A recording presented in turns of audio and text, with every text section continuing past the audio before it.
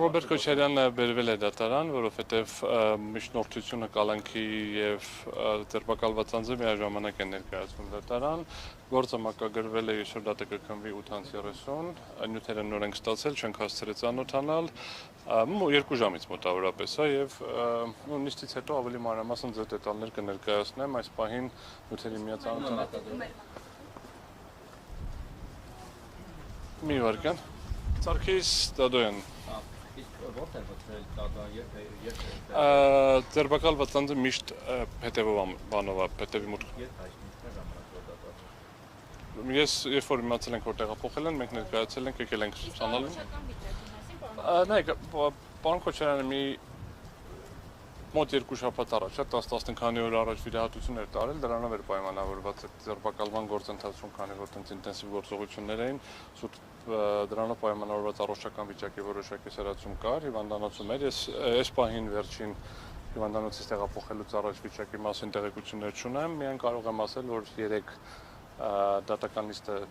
տեղի չի ունեցել, որովհետև բժշկական ցուցում է եղել, որ չի կարող տեղափոխվել, որովհետև կարող է վիճակի սրացում տեղի ունենա։ Իսկ այսօր ինչ է։ Ավարտեմ, ուրեմն վիրահատությունը ենթադրում է, որ մոտավորապես մի ամիս ռիսկային գոտի է եւս 3 ամիս պետք է հսկողության ներքո գտնվի անձը, այդ հետվիրահատական է, այսինքն ինքը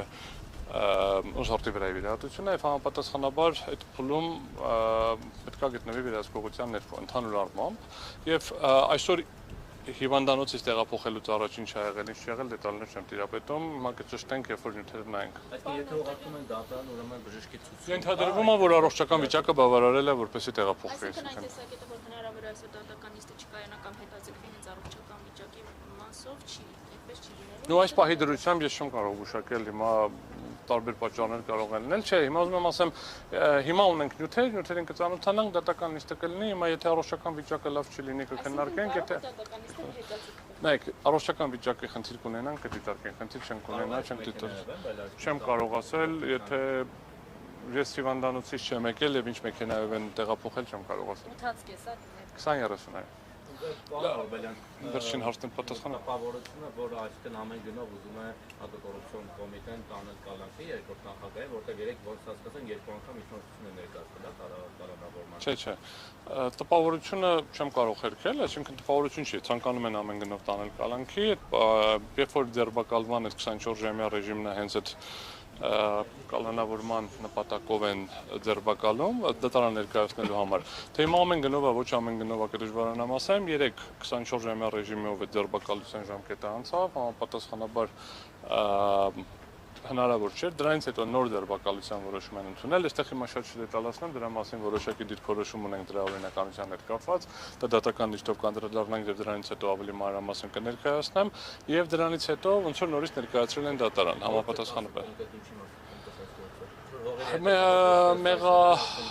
Մեղադրանք այնքանով ներողություն եմ խնդրում, թողնենք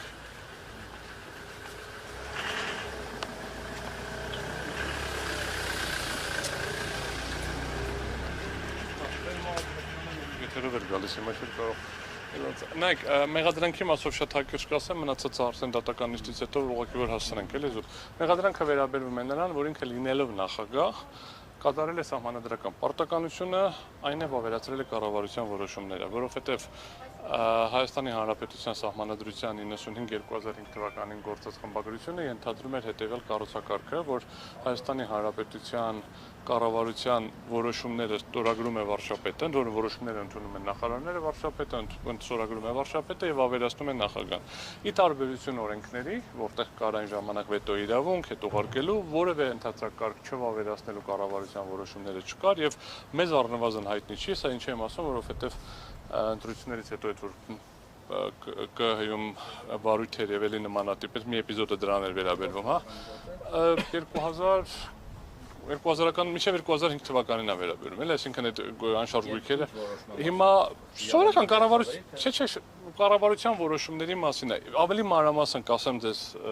դատական նիստից հետո, ուղղակի զուտ ֆիզիկապես հասցնելու առումով,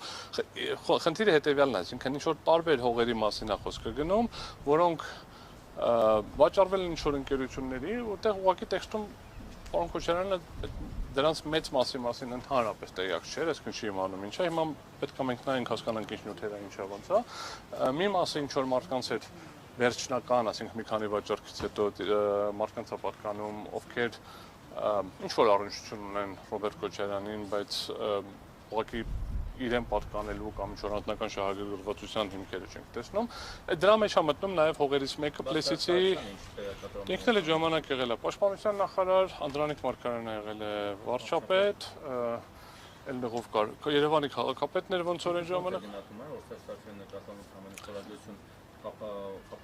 Բովանդակային չեմ տիրապետում, ընդհանրապես այս գործին բացասական է վերաբերվում դրա գոյությանը։ Եվ Սերժ Սարգսյանի մասով եւ Ռոբերտ Քոչարյանի մասով, առավել եւս Երջանկայի շտակ Անդրանիկ Մարգարյանի մասով։ Էլի այսինքն այս արդեն քրեական դատավարության օրենսգրքի որոշակի տեխնիկական մեկնաբանության արդյունքով կիրառում են, որ առաջին դեպքը չի վերջին մի քանի ամսվա մեջ Գորիկ Հակոբյանի հետ դեպքում եղավ ոնց որ հայկարությունն մի քանի դեպք ունեցանք։ Ես ներողություն եմ խնդրում, 8-ից երբ որ մենք կգանք նիստը կլինի, նիստից հետո եթե այստեղ կլինենք հետաքրքիր կլինի հարցերին կպատասխանեմ։ Ձեզ լավ երեկո։